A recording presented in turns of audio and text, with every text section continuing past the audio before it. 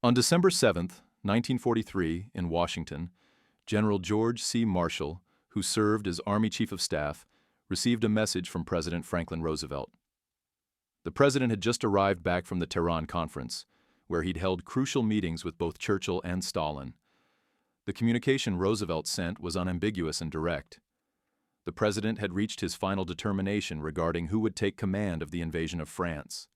This selection would fundamentally shape how the war would reach its conclusion, how many American servicemen would lose their lives on French soil, the duration of combat operations that lay ahead, and whether Soviet tanks would halt their advance at Berlin or continue rolling all the way to the English Channel.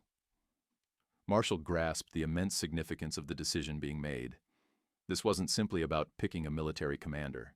This represented a choice between pure military efficiency and political necessity, between selecting the general capable of achieving victory most rapidly and choosing the general who could maintain the delicate balance of the alliance.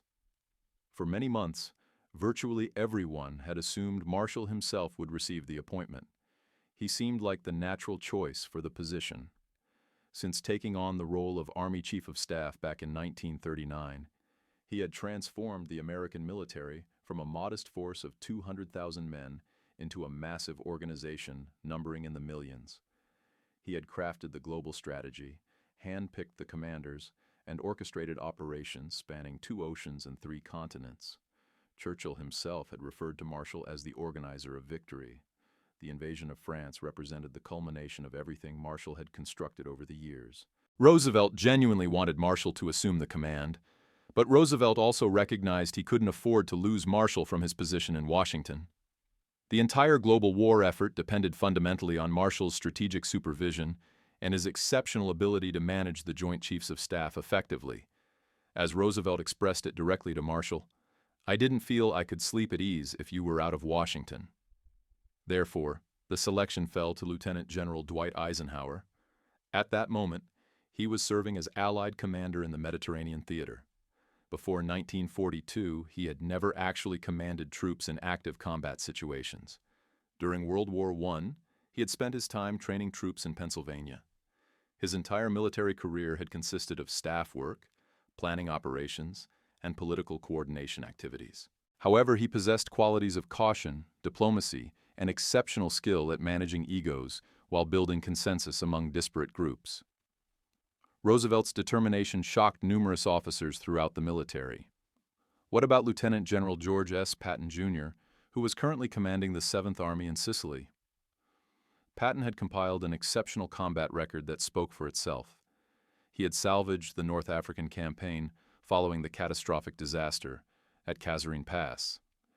He had captured Palermo in 38 days when British commanders had insisted it would require months. He had emerged victorious in every major battle throughout North Africa and Sicily. His troops affectionately called him, quote, "one," and would willingly follow him into the depths of hell itself.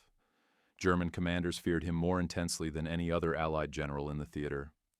Yet Patton wasn't even being considered for the position of Supreme Allied Commander. He wasn't part of the conversation at any level. He wasn't included on the list of potential candidates. Despite being America's most successful battlefield commander, despite his tactical genius that was widely recognized, despite his proven ability to win battles faster than anyone else in the Allied forces, George Patton was considered too politically toxic to be entrusted with coalition command responsibilities. This assessment wasn't because of the slapping incidents that would become public knowledge several weeks later. This was because Marshall, Eisenhower, and Roosevelt all understood something the American public remained unaware of. Patton could win battles with brilliant efficiency, but he couldn't manage relationships with allies. He couldn't control what came out of his mouth. He couldn't subordinate his massive ego to diplomatic necessity when situations required it. He viewed coalition warfare as a competition where American forces should naturally dominate and British forces should simply follow American leadership. He treated war correspondents as instruments for his personal publicity campaigns. He said offensive things about allied nations without pausing to consider the consequences of his words. Patton was undeniably an operational genius on the battlefield. But Supreme Command required substantially more than operational genius alone. It required managing Churchill's pride carefully and navigating de Gaulle's enormous ego skillfully. It required building consensus among officers who fundamentally disagreed about strategic approaches. It required making suboptimal military decisions at times to preserve coalition unity for the larger purpose. Patton couldn't accomplish any of these political tasks. He didn't want to perform any of these diplomatic functions. He resented having to engage in any of these political activities whatsoever. So Roosevelt selected Eisenhower for the position, and Patton would spend the remainder of the war executing strategic plans created by other people instead of formulating his own grand strategies. He would command armies with brilliant effectiveness within strategic frameworks that others had established. He would demonstrate repeatedly that his aggressive tactical approaches could have brought the war to a conclusion more quickly, but he would never possess the authority to shape grand strategy at the highest levels. Roosevelt and Marshall had made a fundamentally political calculation in their decision. They chose the commander who could manage the complex coalition effectively over the commander who could win battles with the greatest speed and efficiency. And that calculation would ultimately cost thousands of American lives over the following 18 months of combat. This is the story of why George S. Patton, Jr., the greatest American battlefield commander of World War II, was never even considered for supreme command. Not because he lacked the ability to win battles decisively, but because winning the war required substantially more than simply winning battles on the tactical level. It required sophisticated coalition politics and diplomatic maneuvering, and Patton was fundamentally incapable of understanding that political compromises would take priority over pure military effectiveness in critical situations. To comprehend why Patton was passed over for the supreme command position, you need to understand who George Patton actually was as a person, not the Hollywood version of him, but the real man and the genuine problem he created for the Army's leadership structure.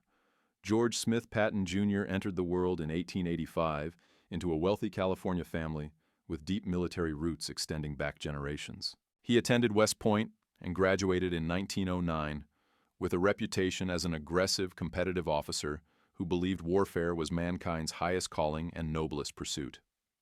During World War I, Patton commanded tank units and emerged as one of the first American officers to genuinely understand the revolutionary potential of mechanized warfare. Between the wars, Patton studied military history with obsessive dedication and intensity. He read everything ever written about Napoleon, Hannibal, Caesar, and Alexander the Great.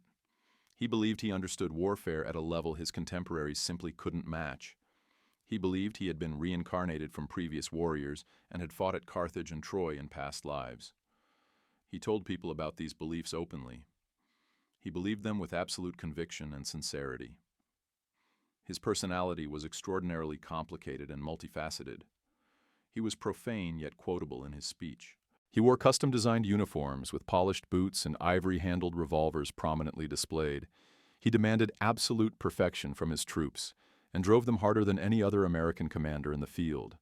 He was theatrical and fully aware of his own theatricality. He deliberately cultivated an image as a warrior poet who genuinely loved the experience of battle. He was also deeply insecure beneath the bravado. He suffered from severe dyslexia and struggled with reading throughout his entire life. He compensated for this disability by memorizing everything he could.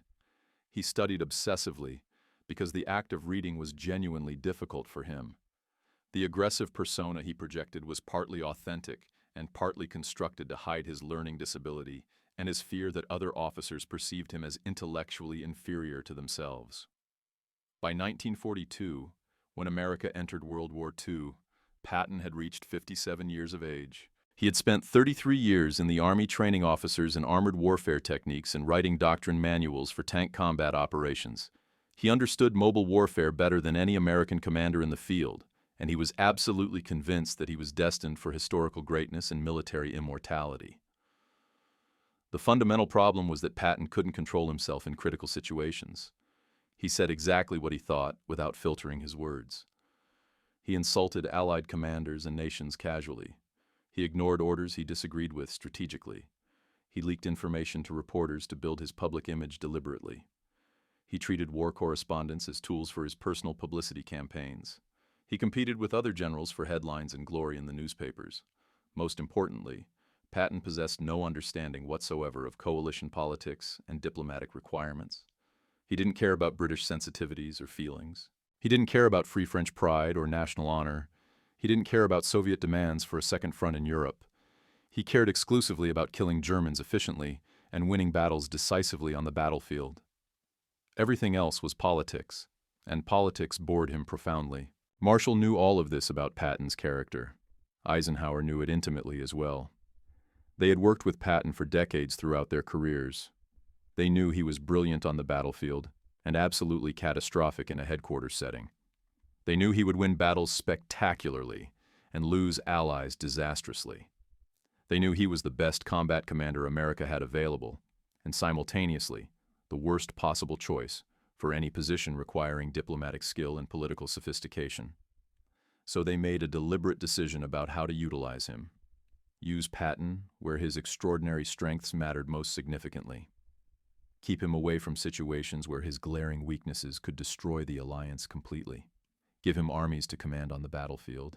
Never give him entire theaters to manage politically.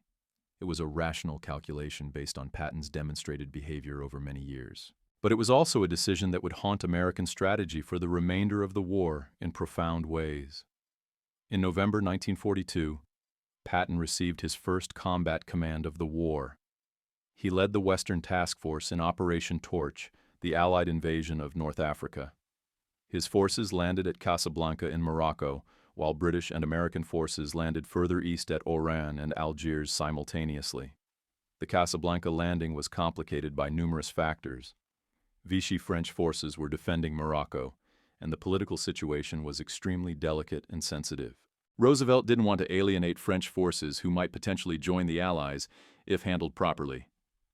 Patton received orders to minimize casualties and avoid using excessive force against the French. Patton ignored the political concerns entirely and focused exclusively on military objectives and results.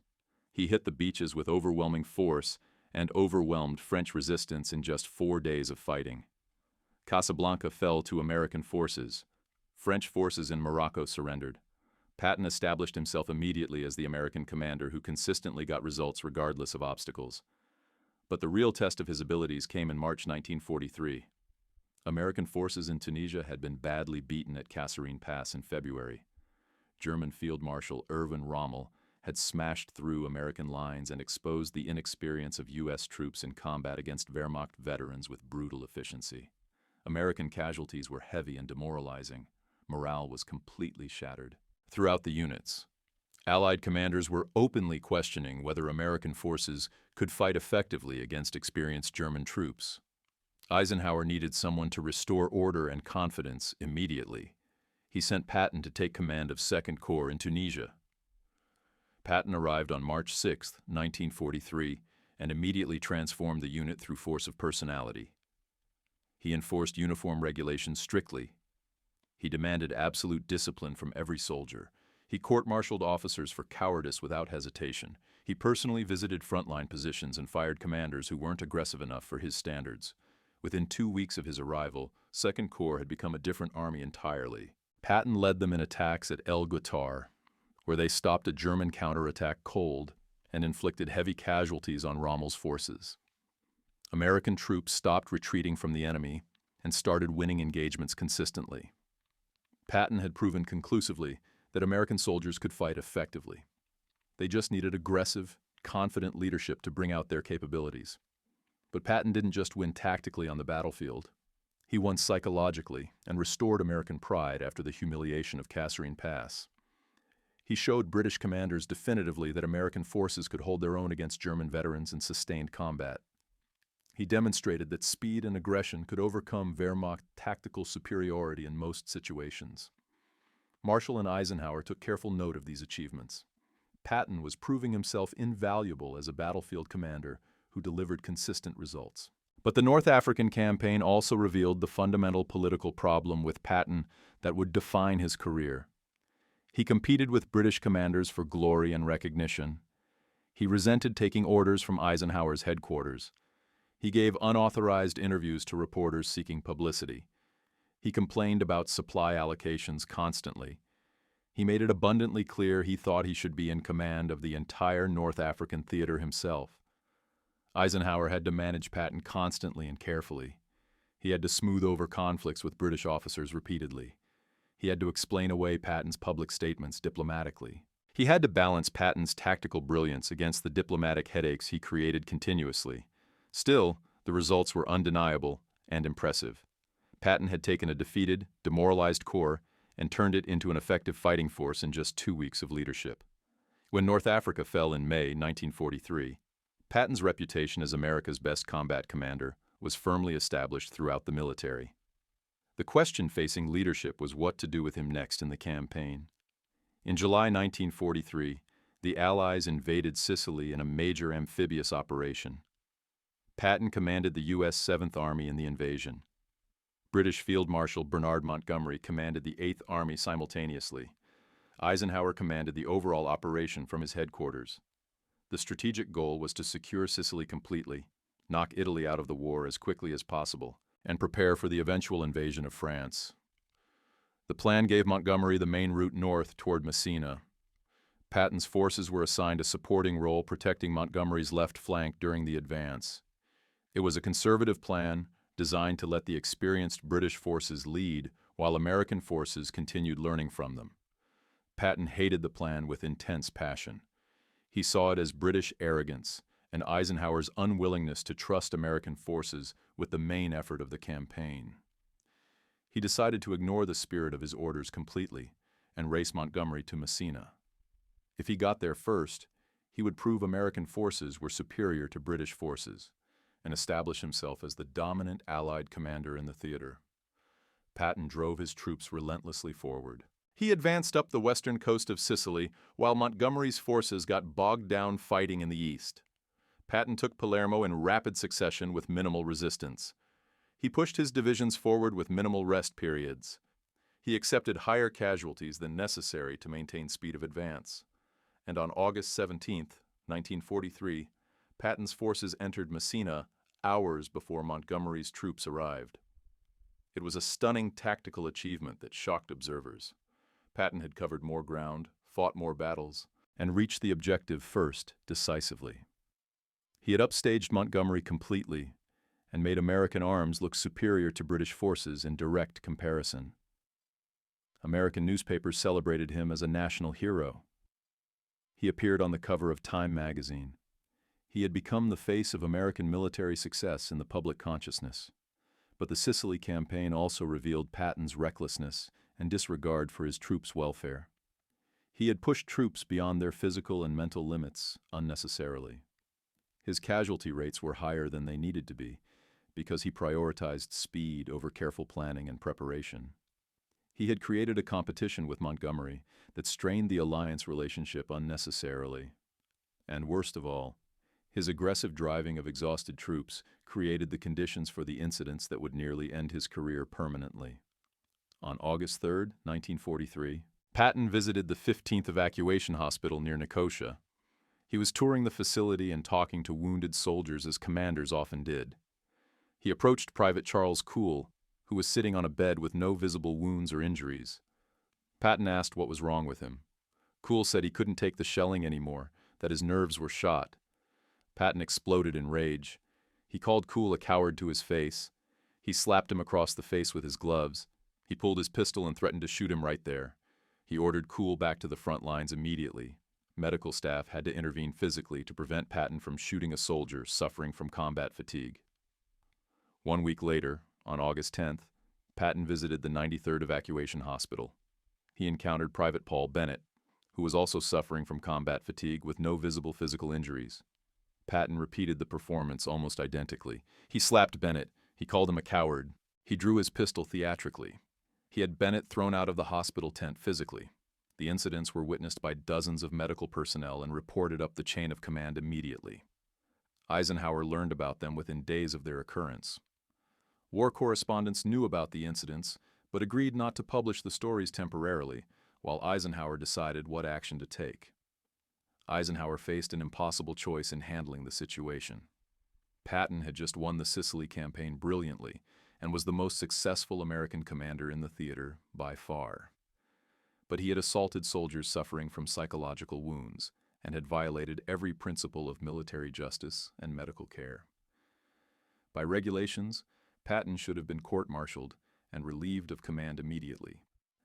Eisenhower made a political calculation about how to proceed. He privately reprimanded Patton severely and ordered him to apologize to the soldiers, the medical staff, and every division in 7th Army.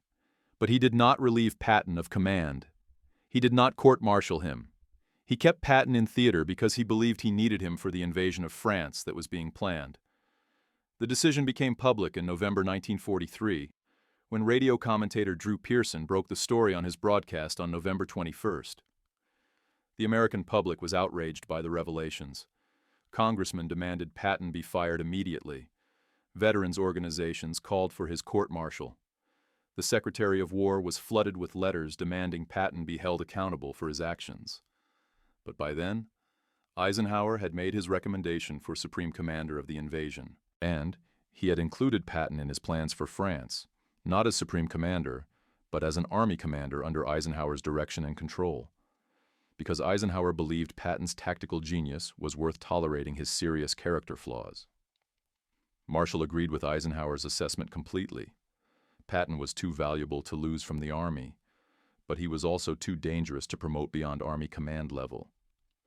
The slapping incidents gave Marshall and Roosevelt public justification for what they already knew privately. They could point to his lack of judgment, his inability to control his temper, his disregard for military regulations. They could explain to the public why Patton would never be trusted with anything beyond battlefield command. It was a convenient rationalization for a decision already made. The truth was that Patton's personality, his competitiveness, his inability to work within coalition politics, these had always disqualified him from theater command. Patton was never going to be considered for Supreme Allied Commander. The slapping incidents just gave everyone a public excuse for a decision that had already been made based on who Patton fundamentally was as a person. So why did Roosevelt choose Eisenhower over keeping Marshall in the field? And why was Patton never even in the conversation for Supreme Command?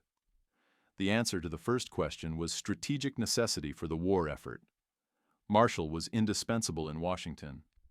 He managed the global war effort across all theaters. He coordinated with the British Chiefs of Staff. He oversaw operations in both Europe and the Pacific simultaneously. He worked with Congress on appropriations and mobilization issues. Roosevelt literally told him directly, "I didn't feel I could sleep at ease if you were out of Washington." Marshall was too important to the overall war effort to be tied down commanding one theater, even one as critical as Europe. That left Eisenhower as the logical choice among the remaining generals available. He had never commanded troops in combat before 1942. He had spent World War I as a training officer at Camp Colt in Pennsylvania. He had spent the interwar years doing staff work for Douglas MacArthur and serving in various administrative positions. He was smart, competent, and well regarded by his peers, but he had no combat experience whatsoever before North Africa. What Eisenhower had was exceptional political skill. He understood how to manage British commanders who resented American authority in the alliance. He understood how to balance competing demands from Churchill and Roosevelt effectively. He was patient, diplomatic, and willing to compromise American tactical advantages to keep allies happy and cooperative. What he didn't have was Patton's killer instinct on the battlefield. He didn't have Patton's intuitive understanding of how to use speed and aggression to end battles quickly and decisively. He didn't have Patton's ability to read terrain and exploit opportunities faster than the enemy could react to them. These were purely military skills at the operational level. Eisenhower's skills were fundamentally political. What Patton lacked was everything Eisenhower possessed naturally. Patton saw coalition warfare as a competition where American forces should dominate. He competed with British commanders for glory instead of building genuine partnerships with them. He leaked information to build his own reputation deliberately. He said offensive things about allies without considering diplomatic consequences. He was completely incapable of subordinating his ego to accomplish political objectives. This is why Patton was never considered for Supreme Allied Commander, even before the slapping incidents occurred. Marshall and Roosevelt knew that Supreme Command required more than battlefield genius. It required political sophistication that Patton completely lacked. Eisenhower had proven this capacity in North Africa. He had managed the fractious relationship between American and British commanders. He had dealt with de Gaulle and the Free French. He had coordinated land, air, and naval operations across multiple theaters. He had done this without alienating allies or creating diplomatic incidents. Marshall valued this more than combat experience. The invasion of France would require coordinating millions of troops from multiple nations across hundreds of miles of front. It would require managing air forces, navies, supply systems, intelligence services. It would require maintaining unity of command while respecting national sovereignty and pride. Eisenhower could do this. Patton could not. Patton saw coalition warfare as a competition where American forces should dominate and British forces should follow. Eisenhower saw it as a partnership where egos had to be managed and compromises had to be made. The question nobody asked publicly was whether those compromises would cost American lives. Roosevelt agreed with Marshall's assessment. FDR was thinking about post-war politics. He knew the United States would emerge from the war as a superpower. He knew maintaining the British alliance would be essential. He knew that offending Churchill or de Gaulle during the war would complicate post-war relationships. Patton was a political liability. Eisenhower was politically safe. He said the right things. He built bridges instead of burning them. He understood that winning the war required more than tactical victories. It required maintaining coalition unity through victory and into the post-war order that would follow. The question was whether keeping Montgomery happy mattered more than saving American lives in combat, whether alliance unity justified giving fuel to British operations that would fail, while American forces that were succeeding ran dry, whether political compromise was more important than military effectiveness. So Marshall recommended Eisenhower. Roosevelt approved and announced he would keep Marshall in Washington where he was irreplaceable. And on Christmas Eve, 1943, Eisenhower was officially appointed Supreme Allied Commander for Operation Overlord. Patton would command the Third Army under Bradley, who would command the 12th Army Group under Eisenhower. Patton would execute operational plans made by others. He would fight brilliantly within the strategic framework Eisenhower established. But he would never have the authority to shape grand strategy. The announcement was made public in early January 1944. Newspapers praised Eisenhower's appointment. Military analysts noted his diplomatic skills and organizational ability. Some questioned his lack of combat experience. Nobody asked whether political reliability mattered more than battlefield excellence. Nobody asked how many Americans would die because alliance politics took priority over military effectiveness. Patton was not mentioned in the announcement. His role in the invasion was kept secret for operational security reasons. But inside the Army, everyone understood the reality clearly. The best American combat commander would never be trusted with coalition command. His tactical genius was invaluable. His political toxicity was disqualifying. Marshall and Roosevelt had decided that managing the alliance mattered more than maximizing battlefield efficiency. Operation Cobra began on July 25, 1944. American forces led by General Omar Bradley's First Army broke through German lines at St. Lo. After 6 weeks of bloody stalemate in the Normandy hedgerows, the American forces finally achieved a breakthrough. The German defensive line collapsed suddenly, and there was open country ahead. Patton's Third Army became operational on August 1, 1944. His mission was to exploit the Cobra breakthrough. He was supposed to advance into Brittany to capture ports for Allied logistics. It was a conservative plan designed to secure supply lines before pushing deeper into France. Patton looked at the strategic situation and immediately recognized that the plan was already obsolete. The German forces in Normandy were broken. Their western flank was collapsing. Paris was vulnerable. The path to the German border was wide open. Capturing Breton ports would take weeks, and wouldn't matter if the war ended before the ports were needed. Patton made a command decision. He would comply with the letter of his orders, but not the spirit. He sent one corps into Brittany to capture the ports as ordered, but he sent the rest of Third Army east toward Paris and the German frontier. He was gambling that by the time Eisenhower realized what he was doing, Patton would have advanced so far that changing the plan would be impossible. The gamble paid off spectacularly.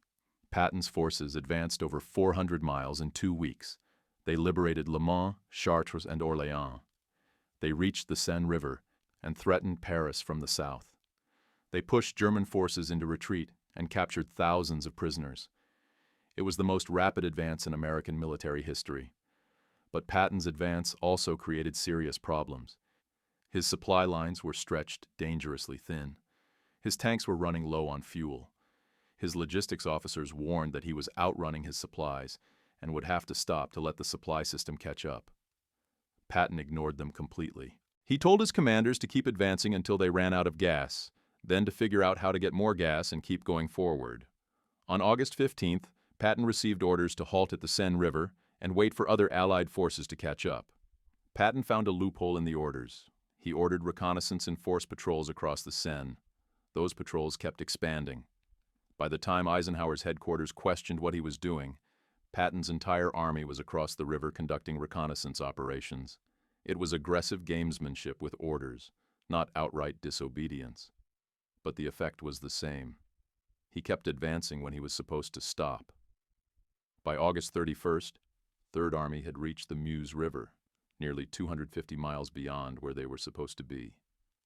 Patton had advanced faster than any army in history. He had liberated huge sections of France. He had destroyed multiple German divisions. And he had made a mockery of the careful, methodical plan Eisenhower's staff had drawn up. Eisenhower was furious. Patton had disobeyed orders. He had disrupted the entire Allied logistics system by consuming fuel and supplies that were allocated to other armies. He had advanced so far that his flanks were exposed and he couldn't be adequately supplied. Bradley, who was technically Patton's superior, had lost control of him. But Eisenhower couldn't punish Patton because Patton's advance had been brilliantly successful. German forces in France were collapsing. Paris had been liberated. The Allied advance had shortened the war by months. Patton had taken risks that violated doctrine and had gotten away with it because the risks paid off. This was exactly why Marshall and Roosevelt had never considered Patton for supreme command. Patton was willing to ignore orders he disagreed with. He prioritized victory over obedience. He made strategic gambles without authorization. These qualities made him a brilliant army commander. They made him completely unsuitable for theater command. Because if Patton had been in Eisenhower's position with the authority to make strategic decisions for the entire theater, his aggressive instincts would have created disasters alongside victories. He would have ignored political constraints. He would have alienated allies. He would have taken risks that could have fractured the coalition. Eisenhower understood this. He valued Patton as a subordinate, but he would have feared him as an equal. The Third Army's breakout proved that Patton needed someone above him imposing limits and making him operate within strategic constraints. By early September 1944, Allied forces were running out of fuel. The logistics system was breaking down. Armies were advancing faster than supplies could follow. Eisenhower faced a critical decision. Which armies would get the limited fuel available, and which would have to halt? Patton wanted the fuel desperately. He argued that Third Army was closest to the German border. He could reach the Rhine River within days if he had adequate supplies. He could cross into Germany proper and threaten the Ruhr industrial region. He believed he could end the war before winter arrived. Montgomery also wanted the fuel. He argued that British forces in the north should receive priority. He proposed Operation Market Garden, an airborne assault to capture bridges across the Rhine in Holland. He believed this would outflank German defenses and allow British forces to drive into northern Germany. Bradley, commanding the 12th Army Group, supported Patton. He argued that Third Army's momentum should be maintained. He believed Patton's aggressive leadership gave him the best chance of breaking German resistance before it could solidify. Eisenhower chose to support Montgomery. He gave the British 21st Army Group priority for fuel and supplies. He approved Market Garden. He ordered American forces, including Patton's Third Army, to slow their advance and consolidate their positions. Eisenhower's decision was not based on military logic. Market Garden was a high-risk operation that required everything to go perfectly. Patton's advance, while aggressive, was working and had momentum behind it. Eisenhower's decision was political. Churchill was pressuring Roosevelt to give British forces a larger role in the final victory. British public opinion was growing frustrated with American dominance of the campaign. Montgomery was threatening to resign if he didn't receive priority.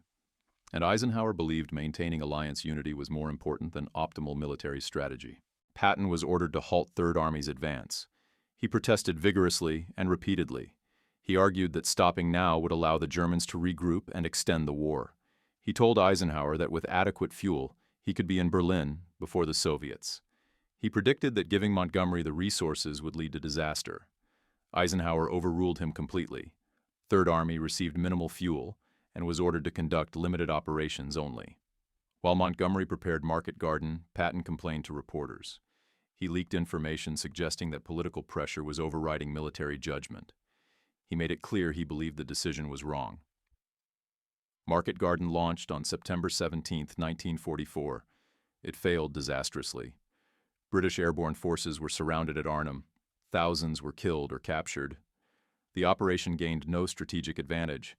Montgomery's reputation was damaged, and the fuel and supplies that could have supported Patton's advance were wasted on a failed operation. But the real cost wasn't measured in British casualties at Arnhem. It was measured in the American soldiers who died fighting through the Siegfried Line in October and November because Patton hadn't been allowed to outflank it in September.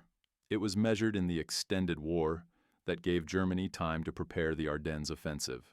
Eisenhower's political decision to support Montgomery had bought temporary alliance harmony. The price was American lives and months of additional combat. Patton believed this vindicated his argument. If he had been given supreme command, he would have prioritized Third Army's advance. He would have reached the German border weeks earlier. He would have crossed the Rhine before German defenses solidified. The war might have ended in 1944. But Marshall and Eisenhower saw it differently. They believed that if Patton had been supreme commander, he would have created even bigger problems. He would have ignored British sensitivities. He would have competed with Montgomery instead of managing him. He would have fractured the alliance in pursuit of American glory. The failure of Market Garden didn't prove that Patton should have been supreme commander. It proved that Eisenhower wasn't aggressive enough and was too willing to let politics override military judgment. But it also proved that someone had to manage coalition politics. And Patton wasn't capable of doing it. In August 1944, German forces in Normandy were trapped in a pocket near the town of Falaise. Allied forces had surrounded them on three sides. The only escape route was a narrow gap to the east. If the Allies closed the gap, they could capture or destroy 100,000 German troops and end organized German resistance in France. Bradley commanded American forces approaching from the south. Montgomery commanded British and Canadian forces approaching from the north. The plan was for both forces to advance and close the gap, trapping the Germans inside. Patton's Third Army was positioned perfectly to close the gap from the south. He requested permission from Bradley to advance north and seal the pocket completely. He argued that he could reach Falaise before the Germans escaped and turn the Normandy campaign into a complete destruction of German forces in France. Bradley refused. He was concerned that if Patton advanced too far north, American and British forces might accidentally fire on each other. He was worried about coordination problems. He was afraid of creating a friendly fire incident that would embarrass the alliance. Patton argued that the risk was worth it. The opportunity to destroy the German 7th Army was too valuable to let slip away because of coordination concerns. He told Bradley that careful fire control could prevent friendly fire casualties. He pleaded to be allowed to advance. Bradley held firm. He stopped Patton's advance at Argentan, about 15 miles short of Falaise. He ordered Patton to halt and wait for Montgomery's forces to close the gap from the north. Patton obeyed the order but protested vehemently. He believed Bradley was throwing away a historic opportunity because he was afraid of upsetting Montgomery. Montgomery's forces advanced slowly toward Falaise. Canadian troops were fighting hard but making limited progress. German resistance was stiffening as they realized they needed to keep the escape route open. Days passed. The gap remained open. Finally, on August 19th, Allied forces linked up at Chambois, partially closing the gap. But German forces kept forcing openings over the next 2 days. The pocket wasn't fully sealed until August 21st. By then, significant German forces had escaped. Between 20,000 and 50,000 German troops got out of the pocket. They escaped with much of their equipment. They retreated east and formed the nucleus of new defensive positions. Those weren't just numbers on a casualty report. Those were SS Panzer crews who would defend the Siegfried Line, Wehrmacht infantry who would fight at Hürtgen Forest, the experienced soldiers who would spearhead the Ardennes offensive 3 months later. Every German who walked out of the Falaise pocket would be killing Americans through the winter. Patton knew this. Bradley knew this. They let them go anyway because coordinating with Montgomery mattered more than destroying the enemy. Historians debate whether Patton could have closed the gap if he had been allowed to advance. The argument for letting him try is strong. Third Army was positioned perfectly. Patton's forces were experienced and aggressive. The risk of friendly fire, while real, was manageable with proper coordination. The decision not to let Patton close the gap reflected the coalition politics that Marshall had used to justify not giving Patton supreme command. Bradley was afraid of creating problems with Montgomery. He prioritized avoiding embarrassment over maximizing military effectiveness. He made a politically safe decision that let German forces escape. If Patton had been supreme commander, he would have closed the gap. He would have accepted the risk of friendly fire. He would have told Montgomery to coordinate his advance instead of waiting for permission. He would have prioritized destroying German forces over protecting British pride. But Patton wasn't supreme commander. He was an army commander under Bradley. And Bradley was cautious and political in ways Patton wasn't. So the Germans escaped, the war continued, and thousands of Americans died in subsequent battles fighting German troops that could have been captured at Falaise. Patton believed this was another example of what happened when political considerations overrode military judgment. He believed that if Marshall had given him supreme command, the war would have ended faster and with fewer American casualties. He was probably right, but he also would have fractured the alliance and created diplomatic crises that would have complicated the post-war order. On December 16, 1944, German forces launched their last major offensive on the Western Front. They attacked through the Ardennes forest, hitting thinly defended American positions. The assault surprised Allied intelligence completely. Within days, German forces had advanced 50 miles and created a massive bulge in the Allied lines. Eisenhower called an emergency meeting at Verdun on December 19th. Bradley, Patton, and other senior commanders attended. The situation was desperate. German forces were surrounding the town of Bastogne, where the 101st Airborne Division was trapped. American forces were retreating in confusion. The entire Allied front was threatened. Eisenhower asked his commanders how quickly they could respond. Most said they needed days or weeks to reorganize their forces and prepare a counterattack. The situation was too chaotic. The weather was terrible. Moving large forces in winter conditions would take time. Patton said he could attack within 48 hours. Everyone in the room thought he was insane. Third Army was 100 miles south of the battle. Patton would have to disengage from current operations, turn his entire army 90 degrees north, move through winter storms, and launch a coordinated attack. It seemed impossible. Patton explained that he had anticipated the possibility of needing to respond quickly. He had his staff prepare contingency plans for moving Third Army north. He had 3 complete attack plans ready depending on where Eisenhower wanted him to strike. All he needed was the order. Eisenhower gave the order. Patton left the meeting and immediately put his plan into motion. Third Army began disengaging from operations in eastern France, turning north and moving through snow and ice toward the German salient. And on December 22nd, exactly 3 days after the Verdun meeting, Patton's forces attacked the southern flank of the German Bulge. It was one of the most impressive operational movements in military history. Patton moved 3 divisions, approximately 133,000 men, over 100 miles in winter conditions, and launched a coordinated attack with minimal preparation time. His forces relieved Bastogne on December 26th. They drove back German forces and eliminated the threat to the Allied front. The speed and effectiveness of Patton's response shocked everyone. German commanders couldn't believe American forces could reorient so quickly. British observers called it a masterpiece of operational movement. Even Eisenhower, who frequently clashed with Patton, admitted it was one of the war's most impressive achievements. But the Battle of the Bulge also revealed what happened when Patton wasn't in command of overall strategy. The German offensive had succeeded because Allied intelligence failed to detect the buildup. Defensive positions were thinly manned because Eisenhower was spreading forces evenly across the front. Strategic reserves were inadequate because resources had been diverted to Montgomery's operations in the north. The result was 80,000 American casualties, 19,000 men killed in the snow, entire units overrun in their positions. The 106th Infantry Division surrendered 7,000 men, the largest mass surrender of American forces in the European theater. These weren't acceptable losses in a calculated risk. These were preventable casualties that resulted from poor defensive preparation. Patton had warned about these problems. He had argued for concentrating forces and maintaining strong reserves. He had questioned the intelligence assessment saying Germany was finished. He had been ignored because Eisenhower and his staff believed they knew better. If Patton had been supreme commander, would the Bulge have happened? Probably not in the same way. Patton was paranoid about German counterattacks. He maintained strong reserves. He concentrated his forces instead of spreading them thin. He would have detected the German buildup, or at least been positioned to respond faster. But Patton's defensive strategy would have created other problems. He would have been less willing to give Montgomery resources.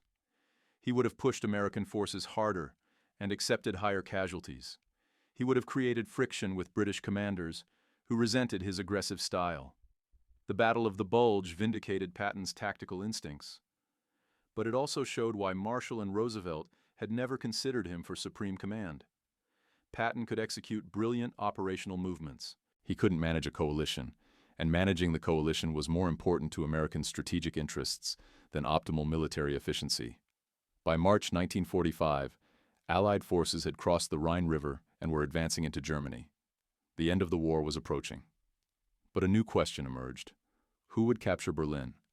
And what would that mean for post-war politics? Soviet forces were advancing from the east. They were closer to Berlin than Western Allied forces. Stalin was determined to capture the German capital as a symbol of Soviet sacrifice and victory. Churchill wanted British and American forces to reach Berlin first to prevent Soviet domination of Central Europe. Patton was positioned to make a dash for Berlin. Third Army was advancing rapidly through central Germany. Patton believed he could reach Berlin before the Soviets if he was given the fuel and authorization to advance.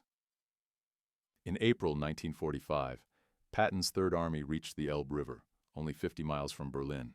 The path was open. German resistance was collapsing.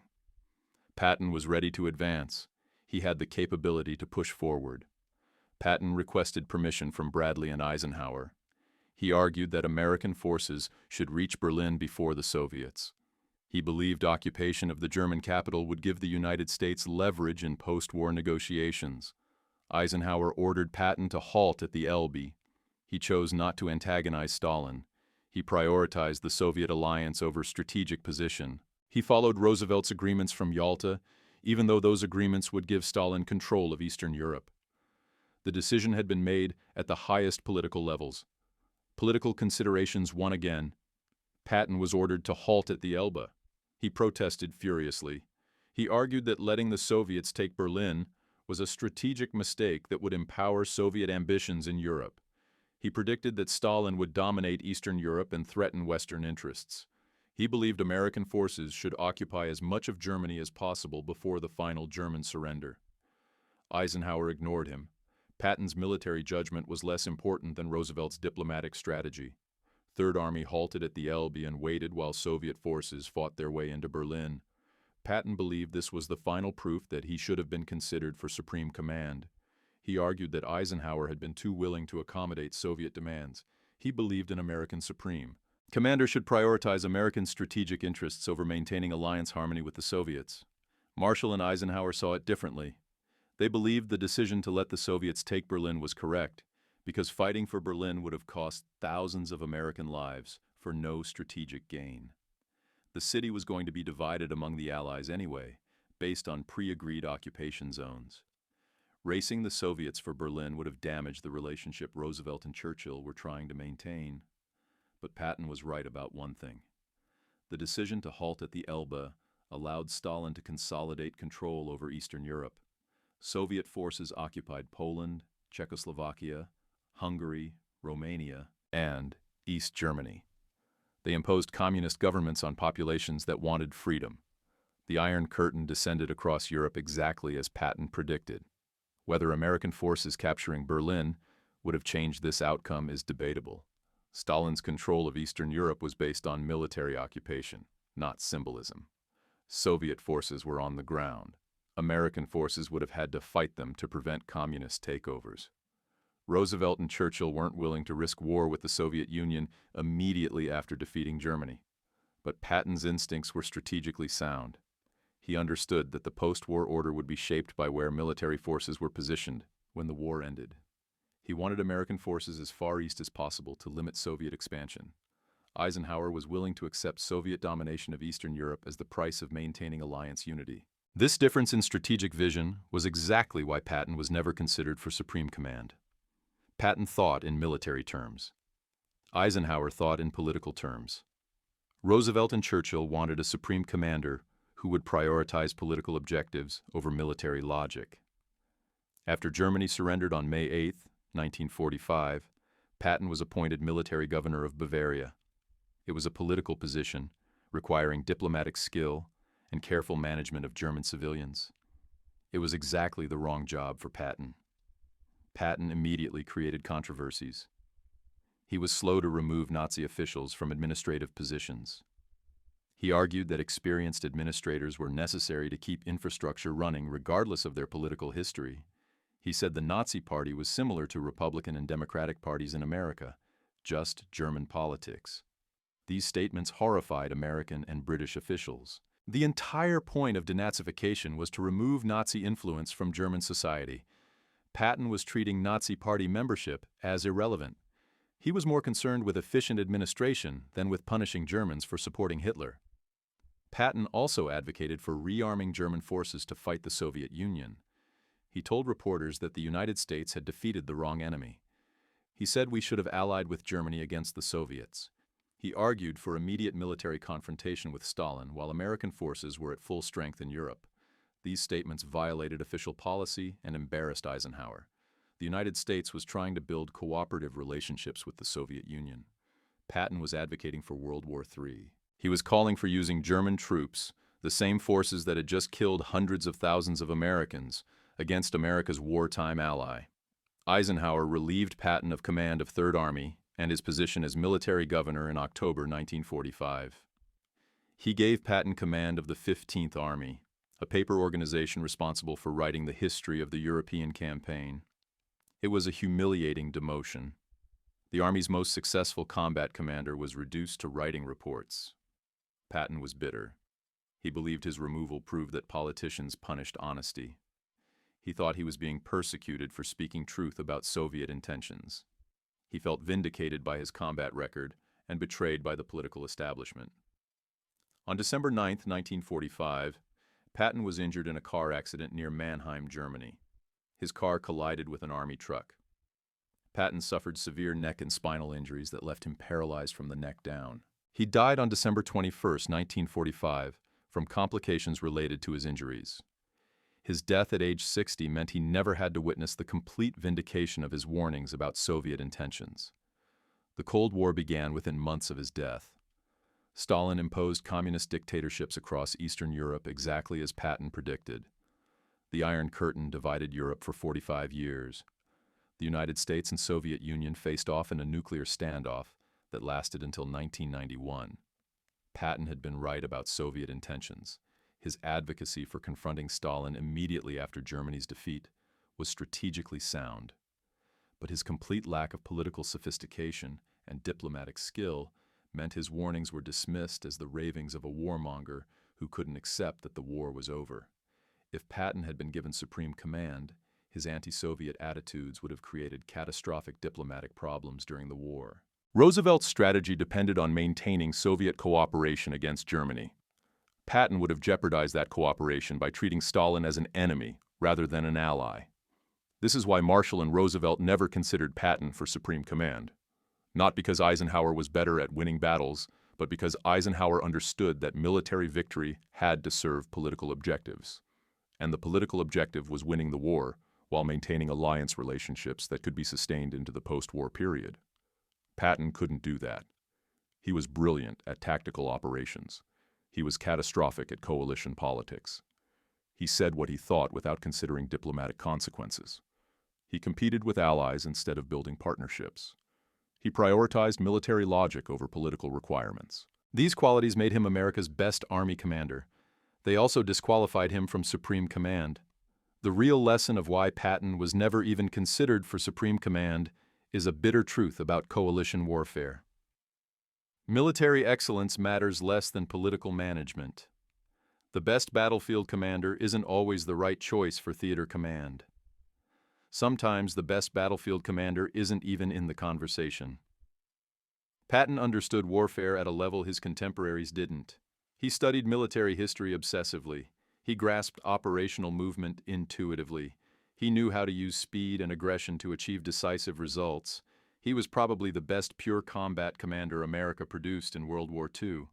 But Patton didn't understand politics. He didn't understand that wars are fought to achieve political objectives, not just to kill the enemy efficiently. He didn't understand that maintaining alliance relationships was as important as winning battles. He didn't understand that what you say to reporters matters as much as what you do on the battlefield. This made him unsuitable for supreme command despite his tactical brilliance. Supreme command requires balancing military requirements against political constraints. It requires managing egos and building consensus. It requires making suboptimal military decisions to preserve coalition unity. Patton couldn't do this. He didn't want to do this. He resented having to do this. Eisenhower understood coalition politics. He wasn't as talented a battlefield commander as Patton. He never would be. But he could work with Churchill without creating diplomatic incidents. He could coordinate with de Gaulle without insulting French pride. He could maintain Stalin's cooperation without provoking confrontation. These skills mattered more than tactical genius. Marshall understood this distinction. He knew Patton was the better warrior, but when Roosevelt asked who should command Overlord, Marshall recommended Eisenhower without hesitation. Because wars aren't won by warriors alone. They're won by coalitions that can sustain cooperation through victory and into the post-war order. And Patton was fundamentally incapable of coalition leadership. The American military system in World War II reflected this understanding. The United States never gave its best combat commanders supreme authority. MacArthur commanded the Pacific, but was subordinate to the Joint Chiefs. Patton commanded armies, but was subordinate to Eisenhower. The system was designed to ensure that political leaders controlled strategy while military commanders executed tactics. This frustrated aggressive commanders like Patton and MacArthur. They believed they understood warfare better than politicians and should be given freedom to pursue military victory without political constraints. They were probably right about understanding warfare better. They were certainly wrong about deserving freedom from political oversight. Because wars serve political purposes. Military force is a tool of national policy, not an end in itself. Commanders who forget this become dangerous. They pursue military objectives that contradict political goals. They create victories that lead to strategic defeats. Patton never understood this. He believed his job was to kill Germans efficiently and win battles decisively. Everything else was politics that didn't concern him. This attitude made him brilliant at executing missions. It ensured he would never be considered for positions that required defining strategy. Patton's tactical instincts were better than the cautious strategy Eisenhower pursued. The Normandy breakout was delayed by weeks because of cautious planning. The Falaise Gap failure allowed tens of thousands of German troops to escape. Market Garden consumed resources that could have supported Third Army's advance to the Rhine. The Battle of the Bulge happened because defensive positions were too thin and reserves were inadequate. The numbers tell the story that official histories tried to obscure. Market Garden. 17,000 Allied casualties, no strategic gain. Resources that could have gone to Patton's advance went to Montgomery's failed operation instead. The Bulge, 80,000 American casualties. 19,000 men killed in the snow. The 106th Infantry Division surrendered 7,000 men, the largest mass surrender of American forces in the European theater. These weren't acceptable losses. These were preventable casualties that happened because Eisenhower spread forces thin, trying to keep everyone happy. Hurtgen Forest, 33,000 American casualties taking Forest that could have been bypassed if Patton had been allowed to outflank the Siegfried Line in September. The Siegfried Line itself, taken by frontal assault in late 1944 because Patton hadn't been allowed to outflank it when it was still vulnerable in early September. Every one of those casualties has a name. Everyone has a family that received a War Department telegram. Everyone paid the price for political decisions that prioritized alliance unity over military effectiveness. Eisenhower kept the alliance together. That was his job, and he did it well. But his job wasn't to win battles quickly. His job wasn't to save American lives. His job was to manage egos and maintain coalition unity. He gave Montgomery fuel for Market Garden. He halted Patton at the Seine River. He stopped at the Elbe instead of racing for Berlin. Every one of those decisions kept allies happy. Every one of those decisions cost American lives. Patton's job was to win battles and destroy the enemy. He was the best in the world at it. And he was never even considered for supreme command because military effectiveness mattered less than political acceptability. Marshall chose the manager over the warrior. Roosevelt approved the choice. The alliance held together. Germany was defeated.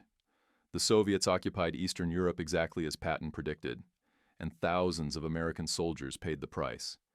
The Americans who died in the hedgerows waiting for the breakout that was delayed by weeks never got to vote on whether alliance unity was worth their lives. The families who opened War Department telegrams after the Bulge, after Market Garden, after Hurtgen Forest, never got to decide whether keeping Montgomery happy justified their son's death. The soldiers paid in blood. The generals paid in reputation. The families paid in grief that never ended. George S. Patton Jr. was never even in the conversation for supreme command because he was too good at war and too bad at politics. He could have ended the fighting sooner. But Marshall and Roosevelt chose the alliance over American lives. They chose political reliability over battlefield excellence. They never even considered giving Patton the authority to prove what aggressive leadership could achieve. That's the truth about coalition warfare. Political considerations cost lives. But leaders decide alliance unity matters more than individual casualties.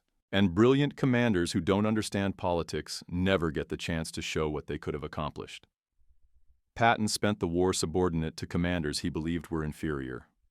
He was probably right. But he was subordinate anyway, because winning wars requires more than winning battles. It requires political compromises, and American soldiers pay the price for those compromises in blood.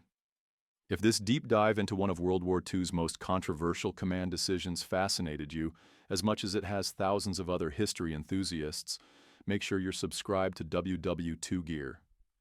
We have dozens more stories like this one, examining the moments where individual decisions shaped the course of history, where the truth is far more complex and dramatic than any Hollywood film could capture.